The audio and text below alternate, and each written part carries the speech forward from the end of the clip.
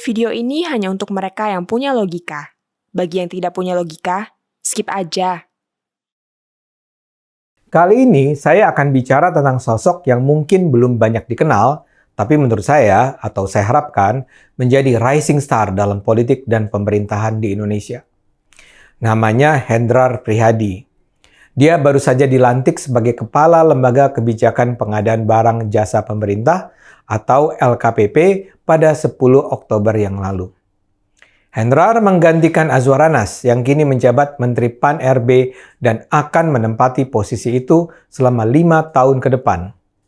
Saya tidak kenal dia, tapi begitu ada teman mengirimkan informasi mengenainya, saya pikir kisah sosok ini sangat layak share pada banyak orang agar kita lebih optimis dengan masa depan Indonesia.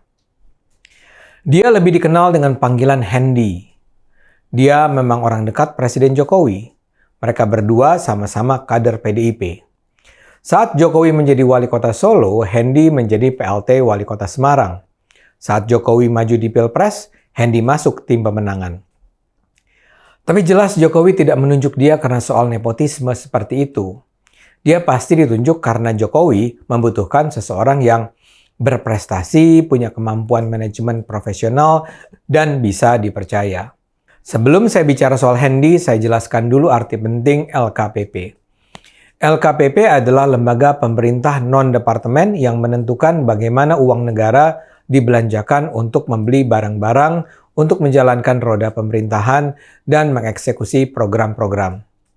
Nilai rupiah belanja instansi pemerintah itu mencapai ratusan triliun rupiah, atau kalau digabung dengan belanja pemerintah daerah, bisa lebih dari 1.000 triliun rupiah.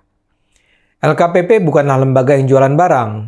Yang dibangun LKPP adalah sistem pengadaannya, sebagai semacam marketplace seperti Tokopedia dan Shopee. LKPP mengelola e-katalog yang mempertemukan para penyedia barang dan jasa dengan instansi pemerintah di dunia online. Jadi kalau ada instansi pemerintah yang ingin belanja, entah itu barang atau jasa, bisa menggunakan e-katalog ini. Bayangkan, kalau ada sebuah instansi pemerintah hendak membeli mesin fotokopi, sepeda, alat ronsen, atau yang lainnya. Kalau dulu, mereka berhubungan langsung dengan perusahaan-perusahaan yang menawarkan kebutuhan itu. Sekarang, instansi tersebut tinggal membuka e-katalog dan memesan barang yang terdaftar di e-katalog tersebut. Semua produser dan distributor barang harus mencantumkan secara jelas spesifikasi produk dan harga produknya. LKPP akan menjamin bahwa barang yang tersedia hanyalah barang-barang yang berkualitas dan aman. Dengan sistem ini, transparansi dan akuntabilitas pengadaan barang dan jasa untuk lembaga pemerintahan bisa terjaga. Instansi pemerintah dan pemasok barang tidak bisa mengarang-arang sendiri harga sebuah produk yang dibeli. Nantinya auditor seperti BPK atau BPKP bisa dengan mudah mencek apakah barang yang dipesan sebuah instansi memang sesuai dengan harga pasar atau di markup. Dan karena semua riwayat negosiasi itu tercatat lengkap dalam histori belanja, kedua pihak juga tidak bisa tipu-tipu soal kesesuaian harga. Ini semua kelihatan keren di atas kertas, namun penerapannya akan sangat bergantung pada perilaku para eksekutornya.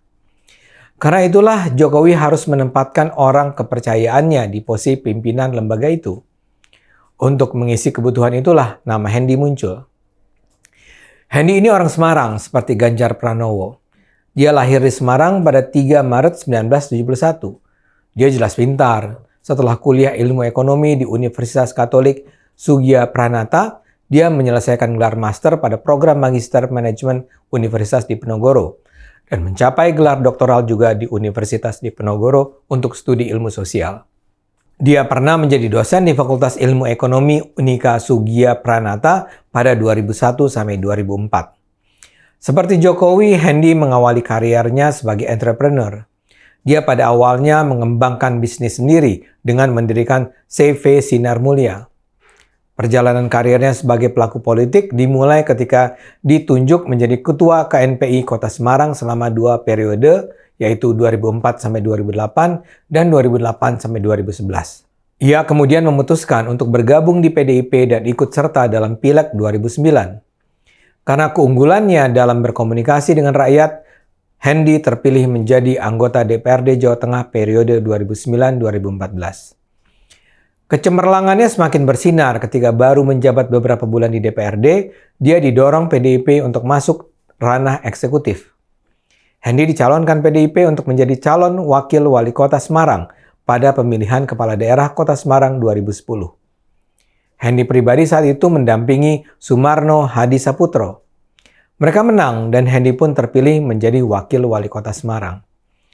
Setelah menjabat sebagai wakil wali kota, Hendy ditunjuk untuk menjadi ketua DPC PDI Perjuangan Kota Semarang. Garis takdir dalam politik menjadi semakin tegas ketika Sumarno ditangkap KPK karena korupsi.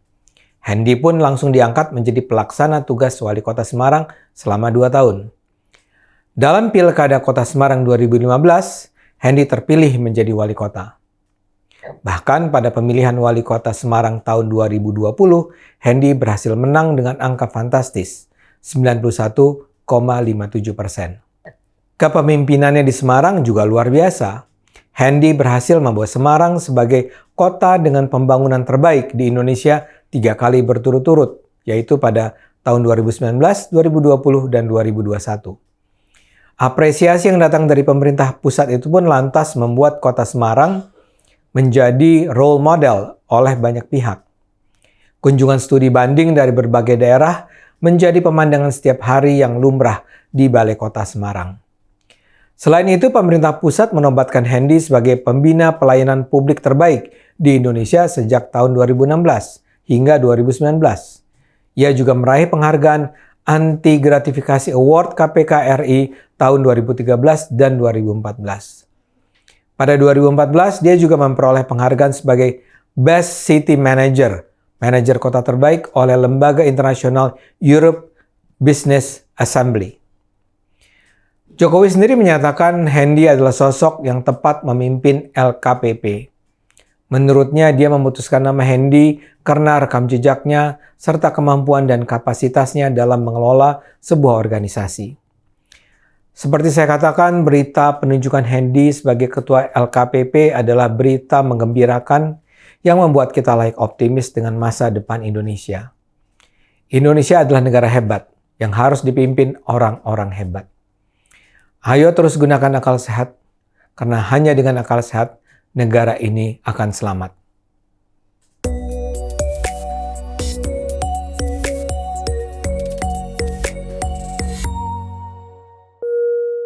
Video ini hanya untuk mereka yang punya logika.